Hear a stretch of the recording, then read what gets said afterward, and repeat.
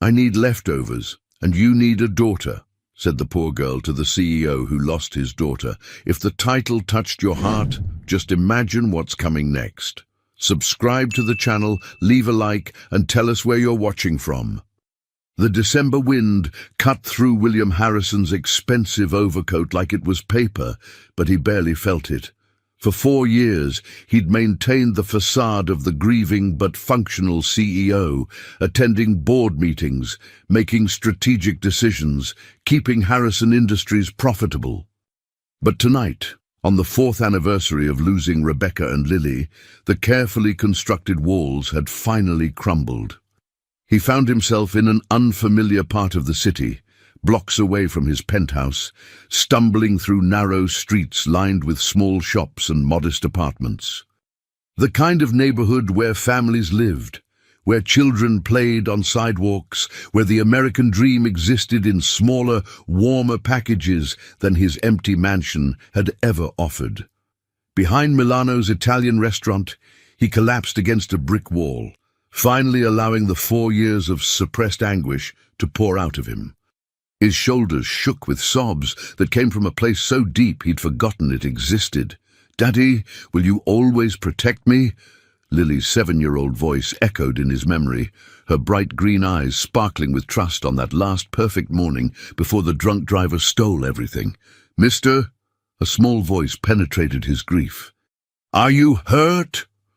William looked up through his tears to see a little girl standing at the mouth of the alley. She appeared to be about 7, Lily's age when she died, with dark hair in 2 neat braids and large brown eyes that held an unusual depth of understanding. She wore a clean but obviously second-hand winter coat and carried a small thermal lunch bag. William's voice came out as a rasp. He cleared his throat, trying to find some semblance of composure. "I'm okay, sweetheart. You shouldn't be talking to strangers." The girl tilted her head, studying him with the frank assessment only children possessed. "You don't look okay. You look like how I felt when I first came to live with Grandma Maggie, all broken inside, but trying to pretend you weren't." The simple observation hit William harder than any boardroom confrontation ever had. "What's your name?" "Isabella, but everyone calls me Bella." She took a careful step closer. "What's yours?" "William." He found himself accepting her small hand when she offered it, her fingers warm against his cold skin. "What are you doing out here, Bella?" "It's getting dark." Isabella held up her lunch bag. "Getting tomorrow's lunch from Chef Marco. He always saves me pasta or soup after the dinner rush. Grandma Maggie works late at the medical clinic on Tuesdays, so I come here after school instead of going to aftercare."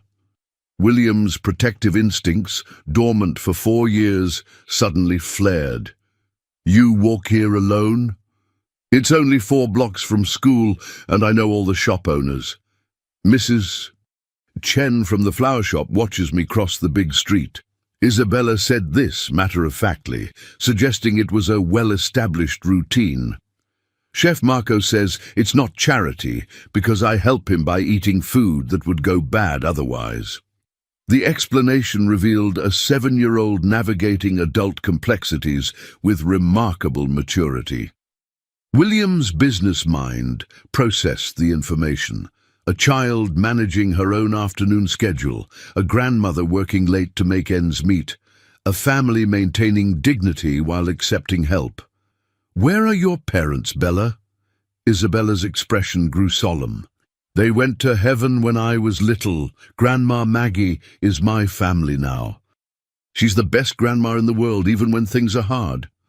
The matter-of-fact way she spoke of loss resonated deeply in William's chest. Here was another child who understood grief, who'd learned to navigate the world without the protection most 7-year-olds took for granted. "I'm sorry you lost your parents," William said quietly. "I'm sorry you're sad," Isabella replied with equal sincerity. "Did you lose someone too?" William nodded, unable to speak around the sudden tightness in his throat. Isabella sat down on the pavement beside him, apparently unconcerned about her clean clothes. "Grandma Maggie says that sadness is love with nowhere to go. She says the sadness proves how much love we had. The profound simplicity of the statement took William's breath away. Your grandmother sounds very wise. She is. She used to be a nurse, so she knows about taking care of people and making them feel better. Isabella swung her legs thoughtfully. Mr. William, can I ask you something? Of course.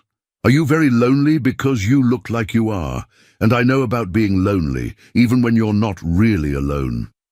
William stared at this extraordinary child, who'd somehow identified the core of his pain with surgical precision.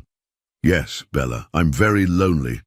Isabella nodded, as if this confirmed something she'd suspected. I thought so. I used to be lonely like that too, even though Grandma Maggie loves me so much. It's different from the regular kind of lonely. How do you mean? Regular lonely is when you want someone to play with or talk to. But the other kind is when you have love inside you but nobody to give it to, so it just sits there, making you sad. William felt tears spring to his eyes again.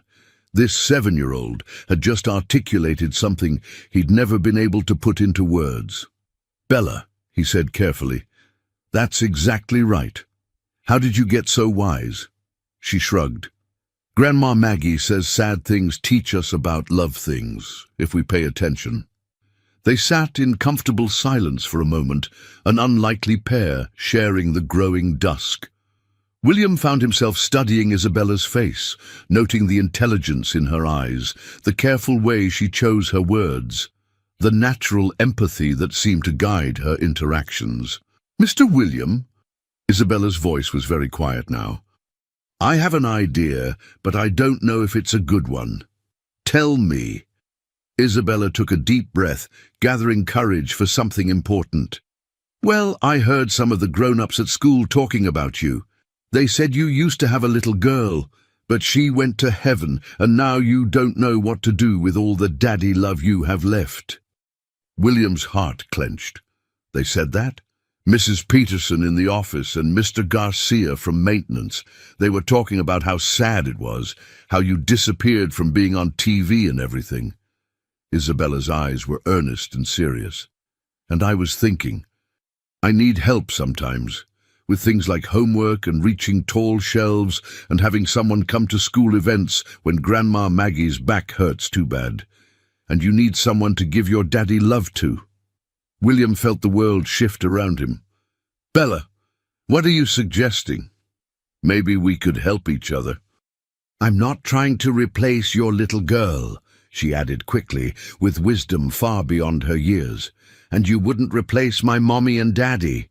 But maybe you could be like a daddy to me, and I could be like a daughter to you, just until we both feel better. The proposition hit William like lightning. It was innocent, logical, and devastating in its simple honesty. She wasn't asking for money or pity. She was offering a trade, mutual healing that somehow made perfect sense in this moment of shared understanding. Isabella, he said slowly, that's very thoughtful. But it's complicated. I don't know if I remember how to be a good father. And your grandmother would need to approve any... Grandma Maggie would like you, Isabella interrupted with absolute certainty. She always says the saddest people usually have the biggest hearts, and she worries about me not having any father figures, especially when I get older. Church bells chimed somewhere in the distance, marking 5 o'clock. Isabella stood up, brushing off her coat. I should go meet Grandma Maggie at the clinic. She gets off work soon, and we walk home together.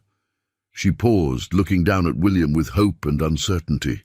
Will you think about what I said, about helping each other? William found himself nodding. I'll think about it, Bella, but we'd need to talk to your grandmother first. She's your family, and nothing happens without her permission.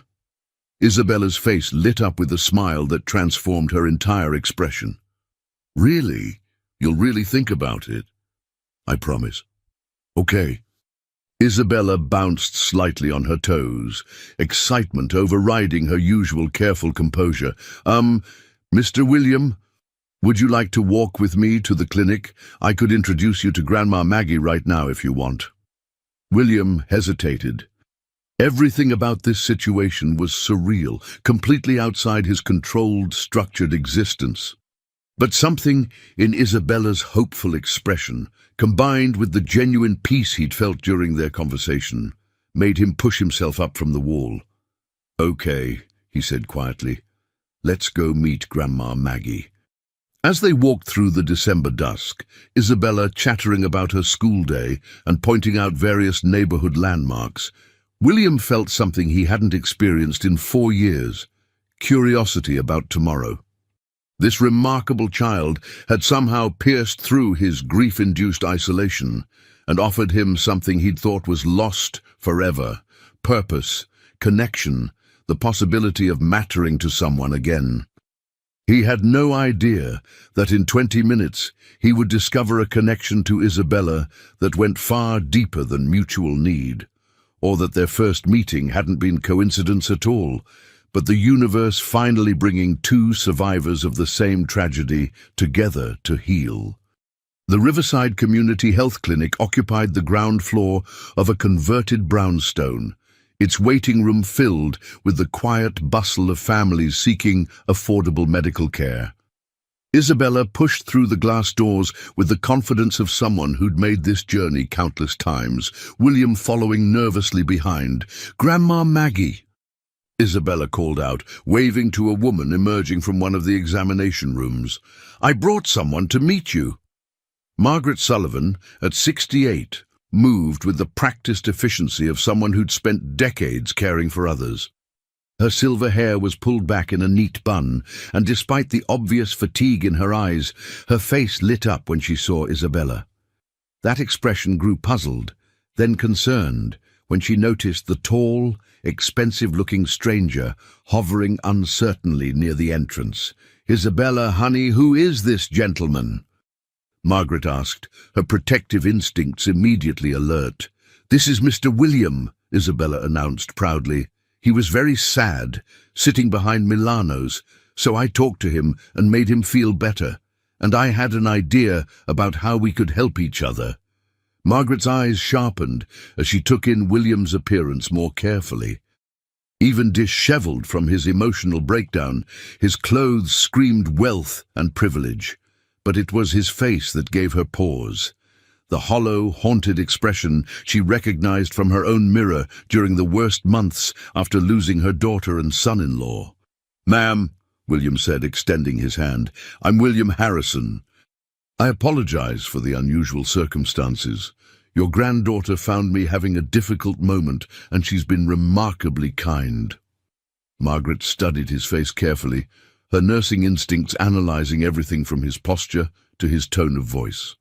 After 30 years in healthcare, she'd developed an almost supernatural ability to read people's genuine intentions.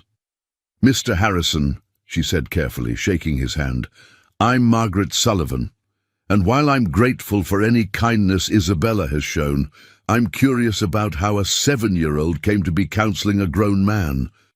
"She has an extraordinary heart," William said quietly, "and an unusual wisdom about grief and loss."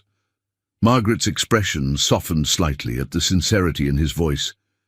"Mr. Harrison, forgive me for being direct, but you look like a man who's been through hell. Are you all right?" William's composure cracked. "No, ma'am, I'm not. I lost my wife and daughter 4 years ago, and today I finally stopped being able to pretend I was handling it." The raw honesty in his words hit Margaret squarely in the chest. She'd heard that same broken tone in her own voice for months after the accident that had killed David and Maria Santos, leaving her to raise their traumatized 3-year-old daughter. "Oh, honey," she said softly, her professional demeanor melting into genuine compassion. "I'm so sorry for your loss." "Grandma Maggie," Isabella piped up, tugging on her grandmother's white coat. "I told Mr. William that maybe we could help each other. He needs a family to love, and we need." She hesitated, then continued with careful diplomacy. "We need help sometimes, too." Margaret felt heat rise in her cheeks. Isabella rose. "It's okay," William interrupted gently. "She's not wrong.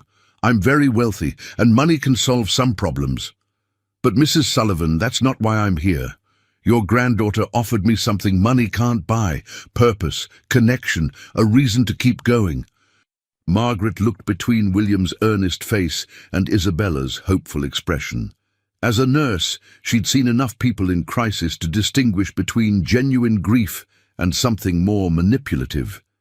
This man was drowning, but there was nothing predatory in his demeanor, only desperate loneliness. "Mr. Harrison," she said slowly, "what exactly are you suggesting?" William ran a hand through his hair. "Honestly, I'm not entirely sure. Isabella proposed that I could be like a father to her, and she could be like a daughter to me. I know how that sounds. I know how complicated and impossible it seems. But Mrs. Sullivan, I haven't felt this present, this alive, in 4 years." Margaret's mind raced through the implications. A grieving billionaire wanting to play father to her granddaughter. It sounded like the premise for either a heartwarming story or a cautionary tale. But Isabella's response to him was telling. Her granddaughter had always been an excellent judge of character. "Are you receiving any professional help for your grief, Mr. Harrison?" William shook his head. "I should be. I know I should be. I couldn't face it." "Well, that would be my first requirement," Margaret said firmly. "If you want any involvement in our lives, you get therapy. Grief like yours doesn't heal on its own." "That's fair," William agreed immediately. "Second, we take this incredibly slowly. Isabella has already lost one set of parents. I won't let her get attached to someone who might disappear when the reality sets in." "I understand completely."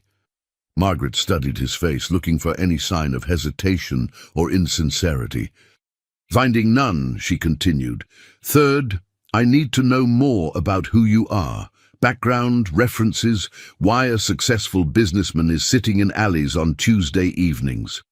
"Of course. Mrs. Sullivan, I'll provide whatever information you need. Complete transparency." Isabella had been listening to this exchange with growing excitement. "So we can try. We can be a family?" Margaret and William looked at each other over the little girl's head. The situation was unprecedented, potentially problematic, but there was something in William's eyes, a desperate hope that matched her own exhaustion, that made her decision for her. "We can try," she said quietly. "Very carefully, very slowly. But Isabella, this isn't a game. This is about real feelings and real relationships." Isabella threw her arms around both of them. "I knew it would work. I knew you'd understand each other." Edie, as they stood there in the clinic's waiting room, an unlikely trio brought together by loss and hope, Margaret felt compelled to share something she'd been keeping to herself for 4 years. "Mr. Harrison," she said quietly, "before we go any further, there's something you should know about Isabella's story, something that it might change how you feel about all this." William looked down at Isabella, then back at Margaret. "What do you mean?" Margaret took a deep breath. "Isabella lost her parents, David and Maria Santos, in a car accident on October 15th, 2019. Highway 94, near the Maple Street overpass, around 6:30 in the evening." William went very still. The color drained from his face as the date and location registered. That's not possible." "A drunk driver ran a red light and hit 2 cars simultaneously," Margaret continued, watching William's expression carefully. "One car contained a young couple with their 3-year-old daughter. The other contained a businessman's wife and 7-year-old daughter who were coming home from a piano lesson." "Rebecca and Lily," William whispered. "You were at a conference in Chicago," Margaret said gently. "The news report said you flew back immediately, but by the time you arrived, they were already gone." William sank into one of the waiting room chairs, his hands shaking. Isabella was there, in the same accident. Isabella looked between the 2 adults, sensing the gravity of the moment without fully understanding it. "What's wrong?" Why does everyone look sad? Margaret knelt down to Isabella's level. Sweetheart, do you remember anything about the accident when you were 3, when Mommy and Daddy went to heaven? Isabella's brow furrowed in concentration. Not really, just scary noises and lots of people, and being very cold and wanting you to come get me. William looked at this remarkable child with new understanding. They weren't just two strangers drawn together by mutual need. They were survivors of the same tragedy, who'd somehow found their way to each other 4 years later. Mrs. Sullivan, he said, his voice barely audible, why didn't you say something when I introduced myself? You had to know who I was. I wasn't sure at first. But when you said your wife and daughter's names, Margaret's voice grew gentle. William, I've thought about you and your family countless times over the years. I've wondered how you were coping, if you had support, if you'd found any peace. Nay, and I never knew Isabella existed, William said, looking at the little girl who was watching them with growing concern. I was so focused on my own loss, I never asked about the other family. Isabella moved to stand between them, placing one small hand on William's knee and the other on Margaret's. I don't understand what you're talking about, but you both look really sad. Did I do something wrong by asking Mr. William to be my daddy? William and Margaret looked at each other over Isabella's head, both struggling with the enormity of what this connection meant. No, sweetheart, Margaret said softly, you didn't do anything wrong. You might have done something very, very right. William reached out tentatively and touched Isabella's face. Bella, what would you say if I told you that my Lily was with your mommy and daddy that night, that they all went to heaven together? Isabella's eyes grew wide. Really, they were together, so they weren't alone. No, baby, William said, his voice thick with tears. They weren't alone. Isabella nodded solemnly, processing this information with the remarkable resilience of children. Then that means we were supposed to find each other. That's what Grandma Maggie calls meant to be. As the three of them sat in the quiet waiting room, surrounded by the everyday bustle of a community health clinic, William felt something shift in his chest. The desperate, clawing grief that had consumed him for 4 years didn't disappear, but it transformed into something else, a sense of purpose, of connection, of healing that went deeper than coincidence. So what happens now? He asked quietly. Margaret smiled through her tears. Now we go home, make some hot chocolate, and figure out how to build a family from the pieces of our broken hearts. And tomorrow, Isabella added with 7-year-old pragmatism, you can help me with my math homework. Mrs. Peterson says I need to practice my multiplication tables. William laughed for the first time in months, a real, genuine laugh that came from a place of joy rather than obligation. I think I can handle multiplication tables. As they gathered their coats and prepared to leave the clinic, none of them could have imagined how the road ahead would test their commitment to each other, or how the careful process of building legal family bonds would introduce them to someone who would complete their circle in ways they never expected. But for now, in this moment, they were simply 3 people who had found each other across the wreckage of shared tragedy, choosing to step toward healing together. The next 3 months passed in careful, deliberate steps toward building trust and family bonds. William had immediately started therapy with Dr.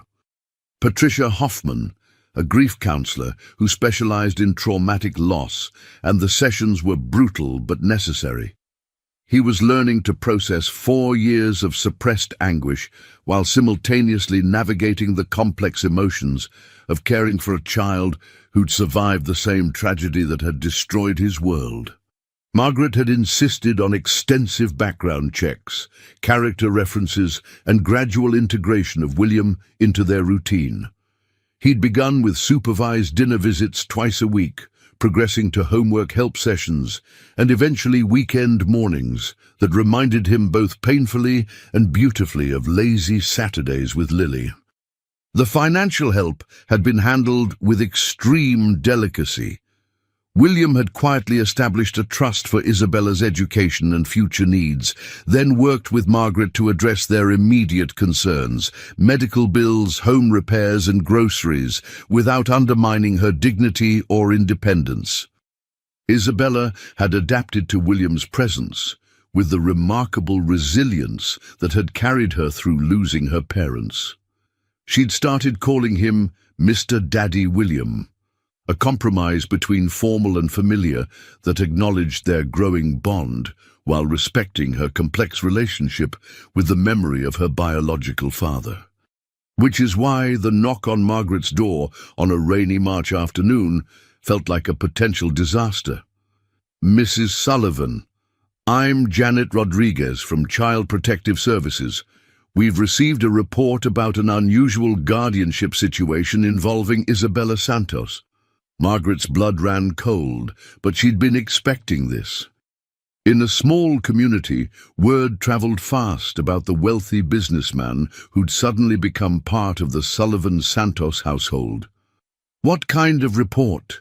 Margaret asked, inviting Ms. Rodriguez inside, where Isabella was working on a puzzle at the kitchen table, while William helped her identify edge pieces. Ms. Rodriguez consulted her tablet. "Anonymous concern about a 7-year-old living in close contact with an unrelated adult male who has no legal rights or official relationship to the child." William stood slowly, his expression calm but alert. "Ms. Rodriguez, I'm William Harrison, Mrs. Sullivan and I have been very careful to maintain appropriate boundaries while I undergo grief counseling and we explore the possibility of legal adoption." "Mr. Harrison," Ms. Rodriguez said, clearly recognizing him, "I'm aware of your situation. The report specifically mentions your recent mental health crisis and questions the appropriateness of your involvement in Isabella's daily care." Margaret's protective instincts flared. "Ms. Rodriguez, Mr. Harrison has been nothing but appropriate and beneficial for Isabella. He's helped with homework, attended school events with my permission, and provided stability during a difficult financial period." "I'm sure he has," Ms. Rodriguez replied professionally, "but we have to investigate all reports, especially when they involve children who've already experienced trauma. May I speak with Isabella privately?" Isabella looked up from her puzzle, immediately sensing the tension in the room. "Did I do something wrong?" "No, sweetheart," Margaret said quickly. "Ms. Rodriguez just wants to make sure you're happy and safe." The interview was thorough but gentle. Isabella answered questions about her daily routine, her feelings about William's presence, whether anyone had ever made her uncomfortable or scared. Her responses were clear and consistent. She felt safe, loved, and excited about the possibility of William becoming her official father. After 30 minutes, Ms. Rodriguez emerged with Isabella, who looked concerned but not distressed. "Mrs. Sullivan, Mr. Harrison, Isabella appears to be thriving. She speaks very fondly of your family arrangement and shows no signs of distress or inappropriate influence." Margaret and William exchanged a look of cautious relief. However, Ms. Rodriguez continued, "The situation requires proper legal framework. Mr. Harrison, if you want to pursue adoption, we need formal applications, home studies, psychological evaluations, and supervised transition periods." "What kind of timeline are we looking at?" William asked. 12 to 18 months minimum. "And during the initial evaluation period, I'm recommending structured visits with professional oversight." Isabella's face crumpled. "Does that mean Mr. Daddy William can't come to my spring concert next week or help with my science project?" "It means," Ms. Rodriguez said gently, "that we need to make sure everything is done properly and legally, so that if Mr. Harrison does become your daddy, no one can ever question it or take it away." William knelt down to Isabella's level. "Sweetheart, Ms. Rodriguez is trying to protect you and make sure our family is official and permanent. It might take some time, but if that's what we need to do, then that's what we'll do. Will you promise not to give up? Isabella asked, her voice small. I promise, William said without hesitation. We're going to be a real family, Isabella, whatever it takes, however long it takes. After Ms. Rodriguez left, with promises to begin the formal evaluation process, they sat around Margaret's kitchen table, processing what lay ahead. I need to ask you something, Margaret said to William. Are you absolutely certain about this? Once we start the formal adoption process, Isabella will begin thinking of this as permanent. If you have any doubts. I don't, William said firmly. Margaret, these past 3 months have been the first time I've felt alive since losing Rebecca and Lily. Isabella hasn't replaced my daughter. She's given me the chance to be a father again. There's a difference. Margaret nodded, satisfied by his conviction. Then we need the best family attorney money can buy, and we need to prepare for 1.5 years of scrutiny. Already on it, William said. I've contacted Patricia Morrison. She handled the adoption of my business partner's children. She specializes in complex family situations. Isabella had been listening to this conversation with the intense focus of a child whose future hung in the balance. Can I ask something? Of course, honey, Margaret said. Will I get to pick a new middle name, since I'll be Isabella Santos Harrison? William's breath caught. You want to keep Santos? It's my first daddy's name, Isabella explained matter-of-factly, but Harrison will be my new daddy's name, so I want both. The simple logic of a 7-year-old struck both adults as perfectly reasonable and deeply moving. I think that's a wonderful idea, William said, his voice thick with emotion. What middle name were you thinking? Margaret asked. Isabella considered this seriously. Maybe Rebecca, after your first little girl, because if she and my first parents are together in heaven, then she's kind of like my sister now. William had to turn away to hide his tears. The idea that Isabella wanted to honor Lily's mother's memory, that she understood the complexity of love and loss and family in ways that defied her young age, overwhelmed him completely. Isabella Rebecca Santos Harrison, Margaret said softly. That's a big name for a little girl. I'm not going to be little forever, Isabella replied with dignity. And it's a big family name because it has all my families in it. That evening, after Isabella was in bed, and Margaret had retired to her room with a book, William sat on the front porch of their small house, calling his therapist to schedule an emergency session. The day had been emotionally overwhelming. The CPS investigation, the formal adoption discussion, Isabella's desire to honor Rebecca's memory. Dr. Hoffman answered on the second ring. William, is everything all right? I need to ask you something, William said without preamble. Am I doing the right thing? This adoption, this family we're building, am I healing, or am I just finding a more elaborate way to avoid dealing with my grief? Dr. Hoffman was quiet for a moment. What do you think? I think, William said slowly, that for the first time in 4 years I want to be alive tomorrow. I want to see Isabella graduate from high school, teach her to drive, walk her down the aisle someday. I think about Lily and Rebecca and feel grateful for the time we had instead of just devastated by what I lost. And that frightens you? It frightens me because it feels like betrayal, like I'm replacing them. William, Dr. Hoffman said gently, love isn't finite. Loving Isabella doesn't diminish what you felt for Lily. It proves that love survives death and can grow in new directions. The CPS worker asked if I was prepared for all the challenges of raising a daughter, teenagers, heartbreak, college applications, and I realized I was excited about those challenges. Ah, that sounds like healing to me. William looked through the window at the warm light spilling from Margaret's kitchen, where she was preparing Isabella's lunch for tomorrow, probably including a small note of encouragement like she did every day. "Dr. Hoffman, I think I'm ready to reduce our sessions to once a week instead of twice." "That's significant progress, William. What's changed?" "I'm not just surviving anymore. I'm living, and I'm planning for a future that includes all the messy, complicated, beautiful parts of being a father."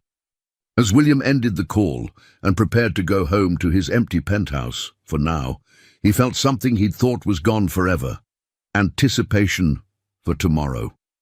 Isabella had a science project due, Margaret had a doctor's appointment that he'd offered to drive her to, and somewhere in the bureaucratic maze of adoption procedures they were building something that would last. The road ahead would be long and scrutinized, but for the first time since losing everything, William Harrison was certain he was walking in the right direction. Dr. Sarah Mitchell's office felt like a sanctuary from the bureaucratic maze of adoption proceedings. Warm earth tones, comfortable furniture, and children's artwork created an atmosphere that immediately put families at ease.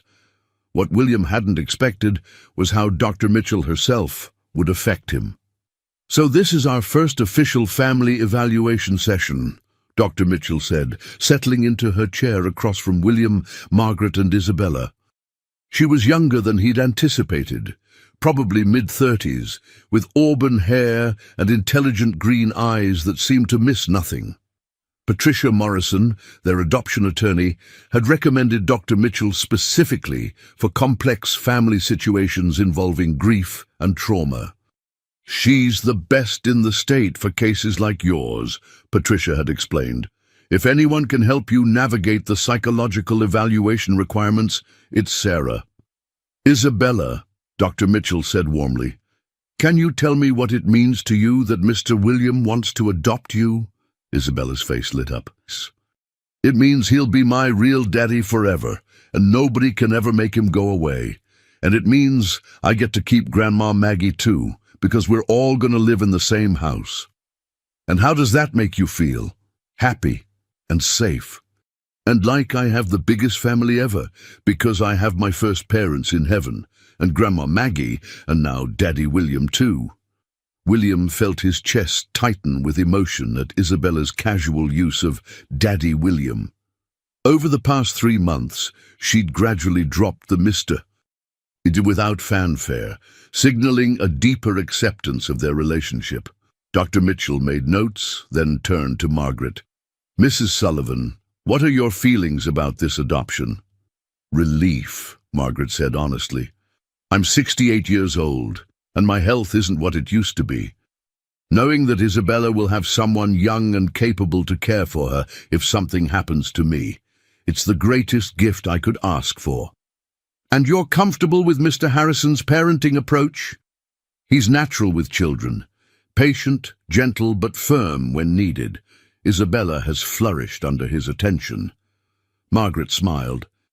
"Plus, he makes excellent pancakes, which is apparently a crucial parenting skill according to my granddaughter."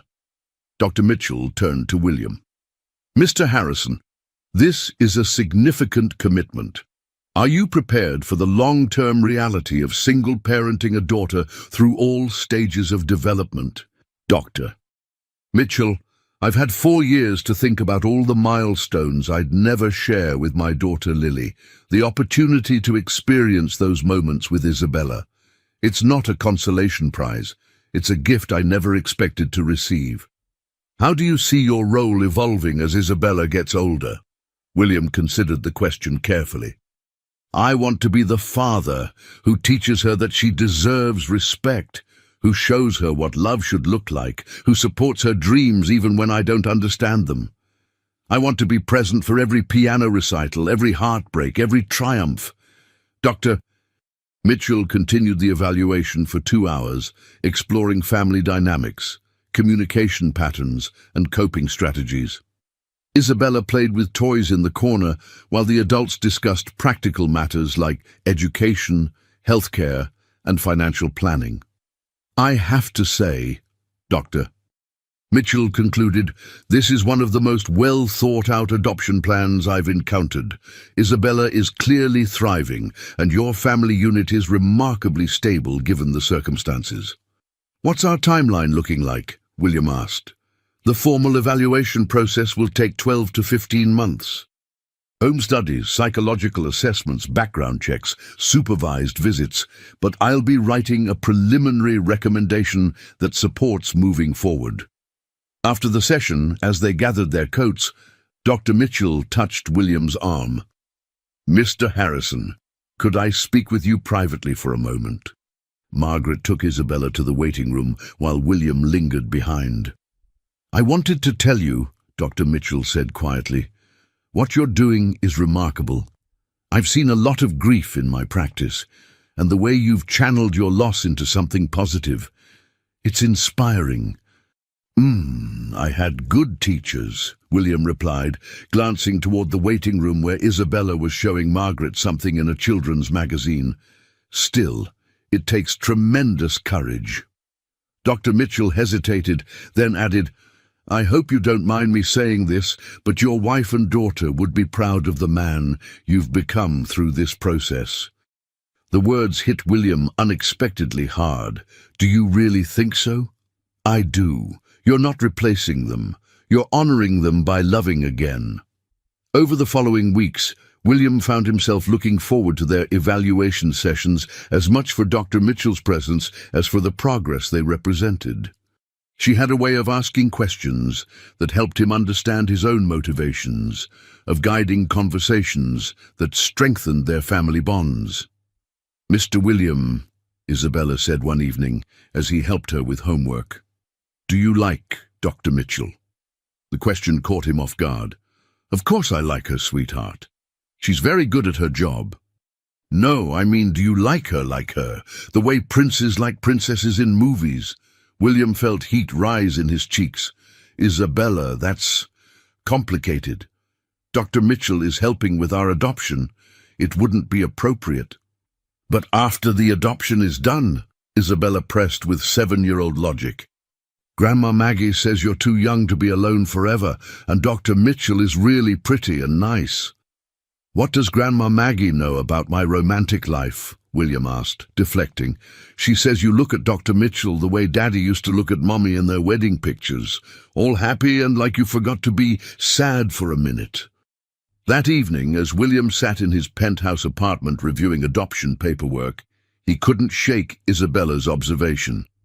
Was he developing feelings for Dr. Mitchell?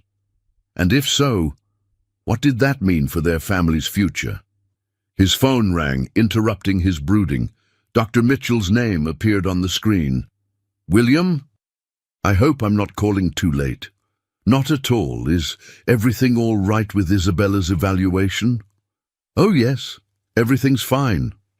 Actually, I'm calling about something else." She paused. "I've been thinking about our situation, and I believe I need to transfer your case to a colleague." William's stomach dropped. "Why? Have we done something wrong?"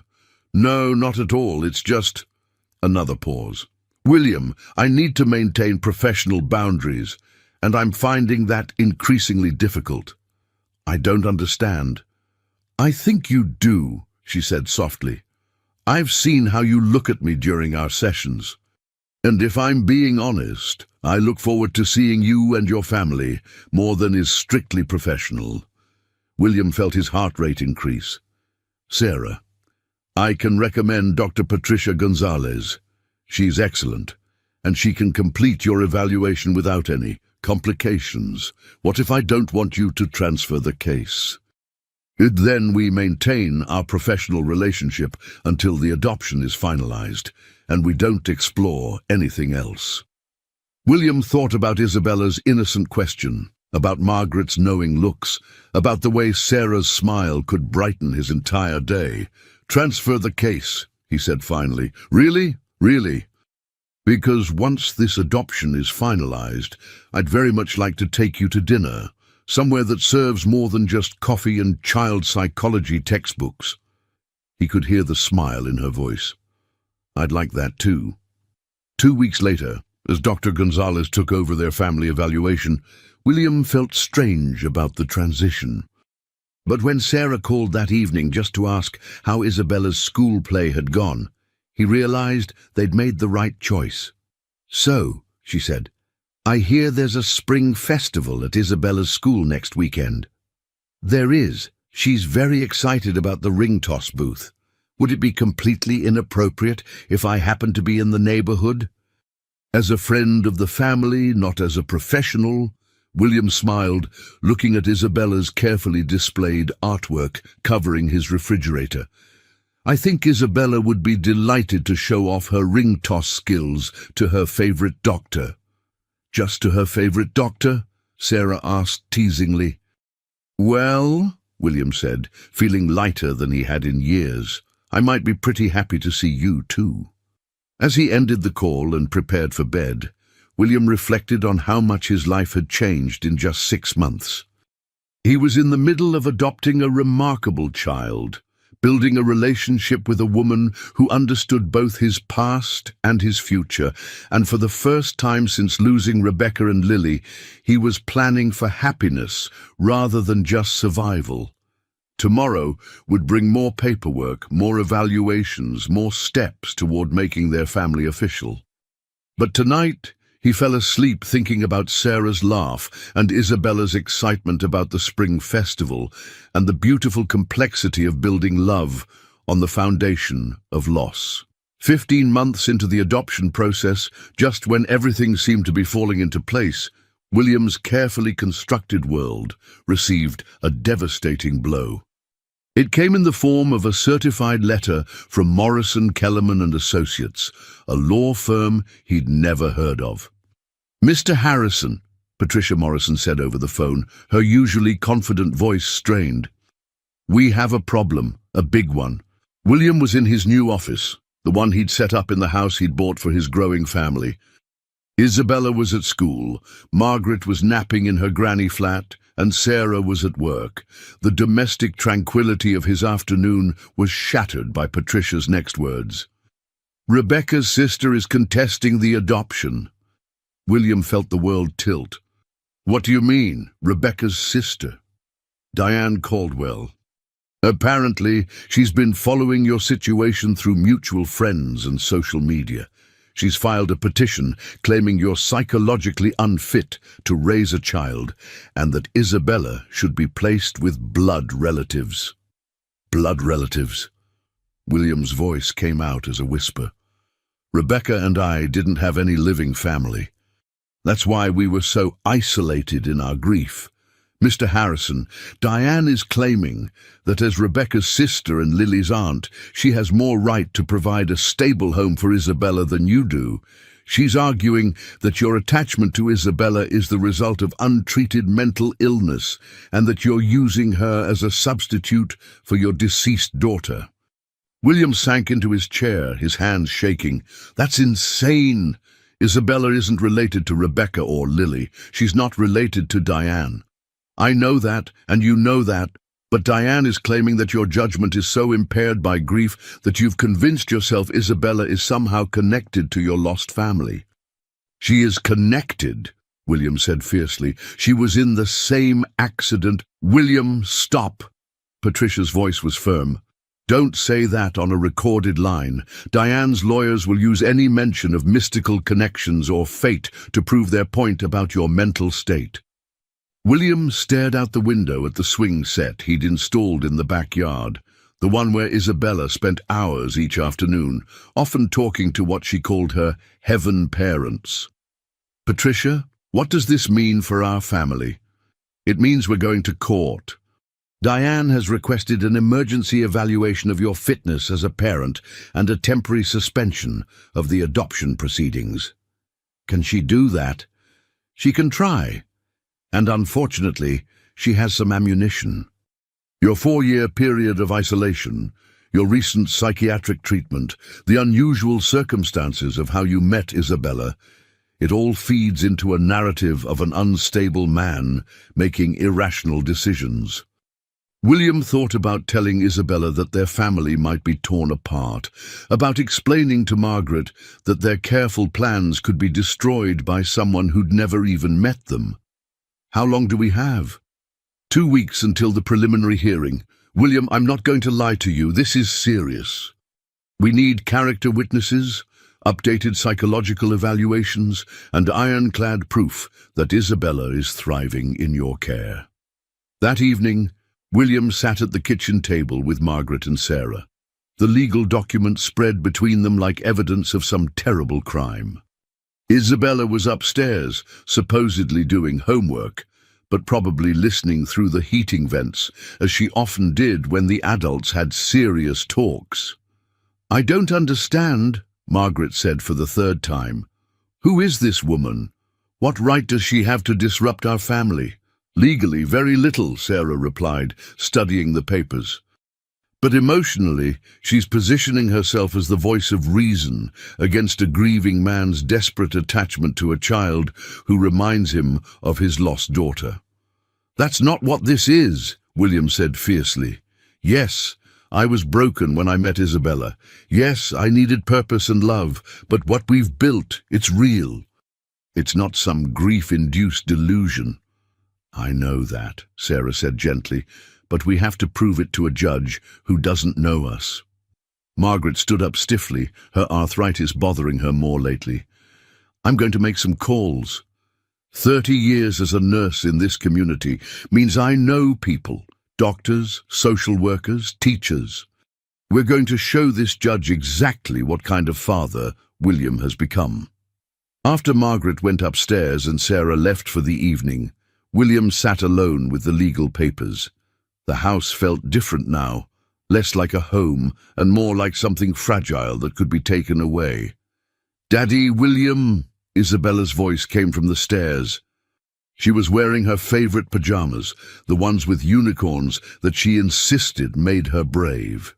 "Hey, sweetheart, I thought you were doing homework." "I finished."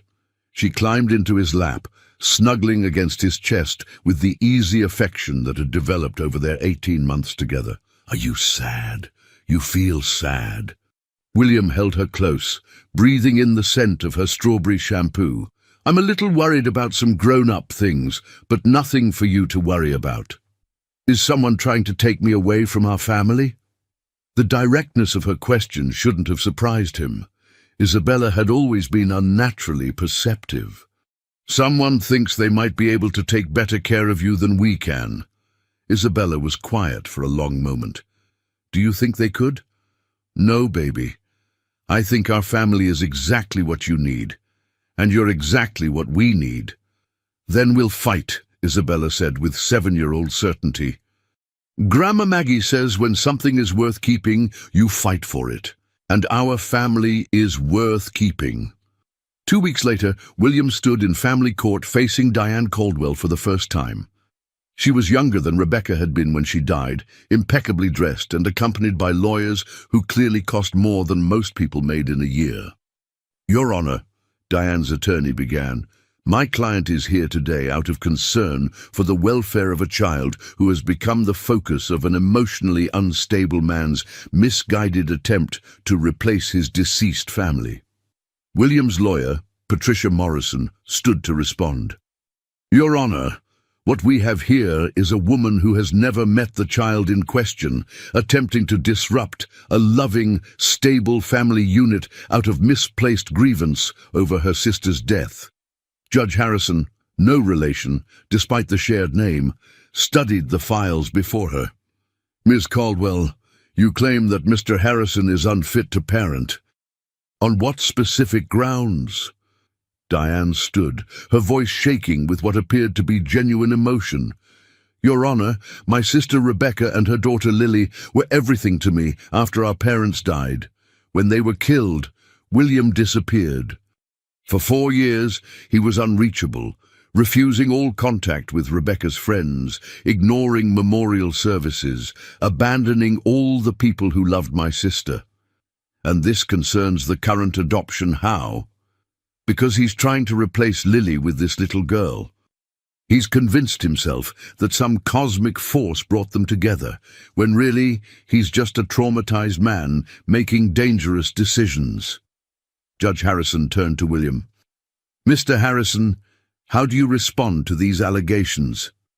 William stood, looking at Isabella, who was sitting between Margaret and Sarah in the gallery. "Your Honor, I won't deny that I was in a dark place after losing my wife and daughter, but meeting Isabella didn't replace my grief. It gave me a reason to heal from it. She's not a substitute for Lily. She's her own remarkable person who deserves a father who will love and protect her." "And the circumstances of how you met?" "Isabella found me at my lowest point and showed me kindness that probably saved my life. We discovered that our families were connected by tragedy, but we chose to build something beautiful from that shared loss." The hearing continued for 3 hours, with testimony from Dr. Gonzalez, Margaret, Isabella's teachers, and even Chef Marco from Milano's, who spoke about Isabella's routine of collecting food and how much happier she'd seemed since William entered her life. Finally, Judge Harrison called Isabella to the witness stand. Unusual for a child her age, but Isabella had specifically requested to speak. "Isabella," the judge said gently, "do you understand what's happening here today?" "Yes, Mom. Some people think Daddy William isn't good for me, but they're wrong." "Why do you think they're wrong?" Isabella sat up straighter, her voice clear and confident. "Because Daddy William doesn't try to make me forget my first parents. He helps me remember them, and he doesn't try to make me be like Lily. He likes me for being me." "What would happen if you couldn't live with Mr. Harrison anymore?"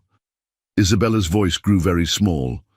"I would be sad, but I would know that he fought for me, and that means I'm worth fighting for." Judge Harrison was quiet for a long moment. "Thank you, Isabella. You may return to your seat."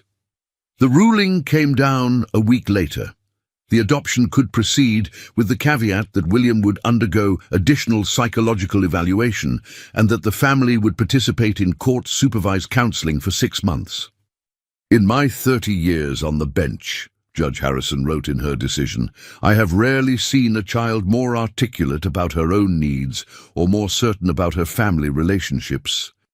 While the circumstances of this adoption are unusual, the evidence overwhelmingly supports that Isabella Santos is thriving in the care of William Harrison and Margaret Sullivan." That evening, as they celebrated with takeout Chinese food and Isabella's favorite ice cream cake, William felt something he'd thought was lost forever after the accident: absolute certainty about his future. "So," Sarah said, raising her wine glass, "here's to families that fight for each other." "To families that choose each other," Margaret corrected. "To families that find each other when they need it most," William added, looking at Isabella, who was trying to use chopsticks with limited success. "To families that have the best ice cream cake," Isabella contributed, making everyone laugh. As William helped clean up the dishes later, he reflected on how close they'd come to losing everything. But they'd weathered the storm together, and now their family bond was not just emotional, it was legally recognized and protected. Tomorrow would bring the final adoption paperwork, more counseling sessions, and the ordinary challenges of raising a precocious 8-year-old. But tonight, surrounded by the people who mattered most, William Harrison finally understood what it meant to be home. 18 months later, on a perfect May morning, William Harrison stood in family court for the final time as Isabella's guardian. Today, he would officially become her father in the eyes of the law, completing a journey that had transformed all their lives in ways none of them could have imagined. "Isabella Rebecca Santos Harrison," Judge Harrison said with a rare smile. "How does it feel to know that today you're officially becoming a Harrison?" Isabella, now 8.5 and wearing her best dress, stood confidently at the podium. "It feels like something that was always supposed to happen finally did. Like when you're working on a really hard puzzle and suddenly you find the piece that makes everything fit together. And Mr. Harrison, are you ready to take on all the legal responsibilities and joys of fatherhood?" William looked down at Isabella, who was beaming up at him with pure happiness. "Your Honor, I've been Isabella's father in my heart for over 2 years. Today just makes it official." Then by the power vested in me by the state, I hereby grant the petition for adoption. Isabella, meet your father. Mr. Harrison, meet your daughter." The courtroom erupted in applause from their gathered family and friends. Margaret dabbed at her eyes with a tissue, while Sarah, now wearing an engagement ring that sparkled in the courtroom lights, captured every moment with her camera. The celebration dinner that evening was held in their backyard, the same garden where William and Sarah had shared their first kiss 2 years earlier. The house had grown with their family. Isabella's artwork covered the refrigerator, family photos lined the hallways, and the sound of laughter regularly filled rooms that had once stood empty. "So," Margaret said, raising her wineglass as Isabella giggled over her sparkling apple cider, "a toast to our family. Born from the most unexpected circumstances, built with patience and love, and blessed with the wisdom to recognize that the best things in life often come wrapped in the hardest packages." "To family," William echoed, his eyes meeting Sarah's across the table. They'd been engaged for 6 months now, taking their time to build their relationship alongside the adoption process. Their wedding was planned for the fall, when Isabella would serve as maid of honor and Margaret would officiate. And to Dr. "Sarah," Isabella added importantly, "who's going to be my mom soon, which means I'll have the most parents of anybody in my whole class." Sarah laughed, reaching over to ruffle Isabella's hair. "Just Sarah is fine, sweetheart, though I like the sound of Mom too." As the evening wound down and guests began to leave, William found himself on the back porch with Margaret, watching Isabella and Sarah chase fireflies in the garden. "You know," Margaret said quietly, "when Isabella first told me about the sad man behind Milano's, I thought she was just trying to fix another broken bird. She's always been drawn to things that need healing. And now I think maybe she was exactly where she needed to be, when she needed to be there." Margaret smiled. "Some people would call it coincidence. Others would call it fate. I prefer to call it grace." William thought about that night 2.5 years ago when he'd reached his absolute lowest point and a 7-year-old girl had offered him leftovers and hope in equal measure. "She saved my life that night." "You saved each other's lives," Margaret corrected. "That's what families do." From the garden, Isabella's voice called out, "Daddy William, Sarah, come see how many fireflies I caught." "It's just Daddy now, remember?" Sarah called back, taking William's hand as they walked down the porch steps together. "I know," Isabella replied, carefully releasing a firefly from her cupped hands. "But sometimes I like saying all the words, because they remind me how we got to be a family." Later that night, after Isabella had been tucked into bed with stories and kisses from all her parents, William sat in his study reviewing the day's court documents. The adoption certificate bore official seals and signatures, but what struck him most was the simple phrase at the bottom, "In the best interests of the child." Sarah found him there an hour later, still staring at the papers. "Regrets?" she asked, settling into the chair beside his desk. "The opposite," William replied. "I'm thinking about how different my life is from what I planned. Rebecca and I had such clear visions of our future, the house we'd build, the vacations we'd take, watching Lily grow up and start her own family. And now I realize that life isn't about the plans we make. It's about what we build from the pieces that remain after those plans fall apart." He looked at Sarah, this woman who'd helped heal his heart and complete their family. "I could never have planned for Isabella or for you or for any of this, but I can't imagine it any other way." Sarah moved to perch on the arm of his chair. "Speaking of building things from unexpected pieces, have you given any thought to our honeymoon destination?"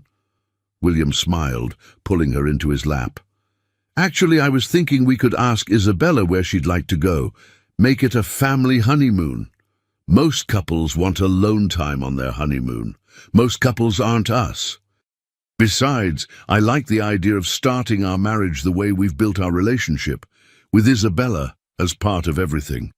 In that case, I should warn you that she's been dropping hints about Disney World. Disney World it is then. As they prepared for bed, William reflected on the journey that had brought them here. From that desperate night in the alley to this moment of complete contentment, he'd learned that healing wasn't about returning to who you were before tragedy struck. It was about becoming someone new, someone shaped by loss, but not defined by it. "William," Sarah's voice was soft in the darkness of their bedroom. "What are you thinking about?" "I'm thinking about Lily and Rebecca, and how I used to be afraid that loving you and Isabella meant forgetting them.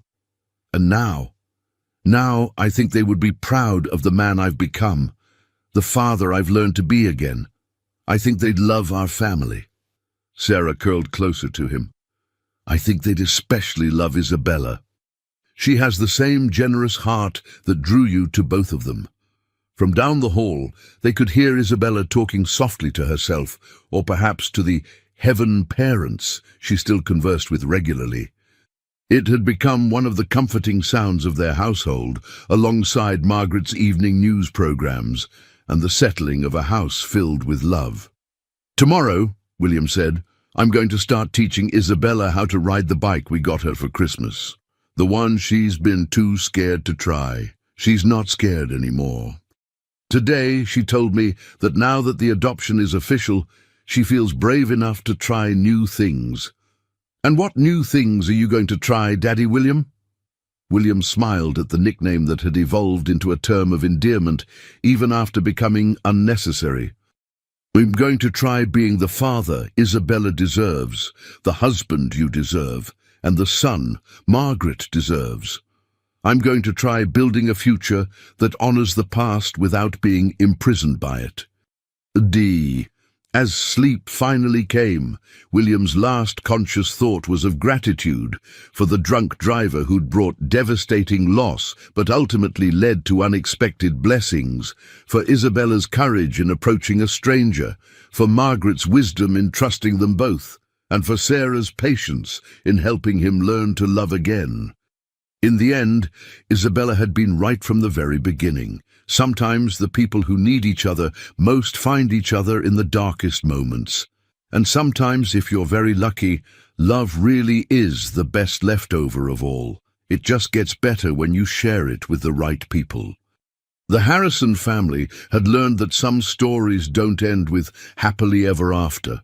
Instead, they begin with it, building happiness from the foundation of shared loss, and choosing every day to love fiercely and completely, in spite of, or perhaps because of, knowing how precious and fragile that love can be. 1 year after the adoption was finalized, William stood in the same backyard garden, this time wearing a tuxedo and watching Sarah walk down an aisle lined with white roses and Isabella's carefully arranged wildflowers. Margaret, now ordained and beaming despite her wheelchair, officiated the ceremony that would complete their family circle.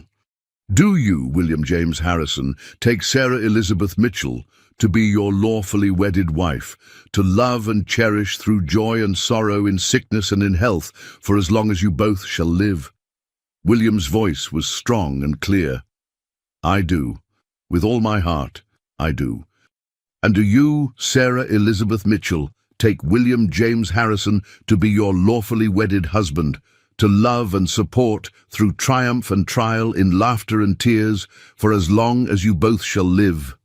Sarah's eyes sparkled with unshed tears. "I absolutely do." Isabella, resplendent in her maid-of-honor dress, stepped forward with the rings. "These are special rings," she announced to the gathered guests with 8-year-old authority, "because they're not just for Daddy William and Sarah, they're for our whole family." As William slipped the wedding band onto Sarah's finger, he whispered, "Thank you for making us complete. Thank you for teaching me that love multiplies when you share it," Sarah whispered back. The reception lasted well into the evening, with dancing under string lights and toasts that brought both laughter and happy tears. Isabella had insisted on a chocolate fountain, which proved to be a hit with guests of all ages, though it did result in several impressive stains on formal attire. "You know," Margaret said, accepting another piece of wedding cake from William, "when I was raising Isabella those first few years alone, I used to worry about what would happen when I got too old to chase after her. I never imagined I'd be sitting at my granddaughter's father's wedding, watching her gain a mother who loves her as fiercely as I do." "Margaret," William said, settling into the chair beside her, "you gave Isabella the foundation that made her strong enough to trust strangers, wise enough to see past pain to potential. Without that foundation, none of this would have been possible. Don't give me all the credit. That little girl has always had an old soul and a generous heart. I just tried not to break what was already beautiful." Across the dance floor, Sarah was teaching Isabella a complicated sequence of steps she'd learned in college, both of them laughing when they inevitably got tangled up. The sight filled William with such contentment that he had to look away for a moment, overwhelmed by gratitude.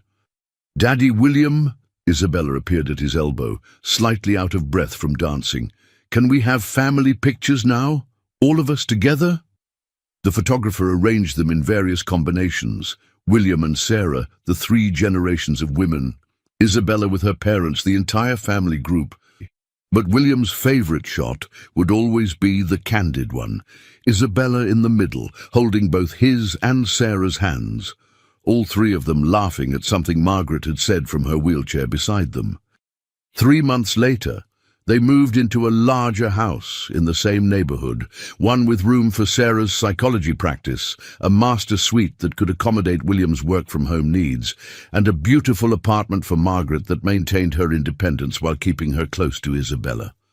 "This is perfect," Isabella declared, exploring her new bedroom with its reading nook and art supplies corner. "Now everyone has their own space, but we're still all together." William found Sarah unpacking boxes in what would become their shared office. "Any regrets about the instant family package?" he asked, wrapping his arms around her waist. "Only that it took us so long to get here," she replied, leaning back against his chest. "William, I need to tell you something." His heart skipped. "What?" Sarah turned in his arms, her face glowing with a secret she'd been holding for weeks. "We're going to need to convert the guest room into a nursery." William stared at her, processing the words.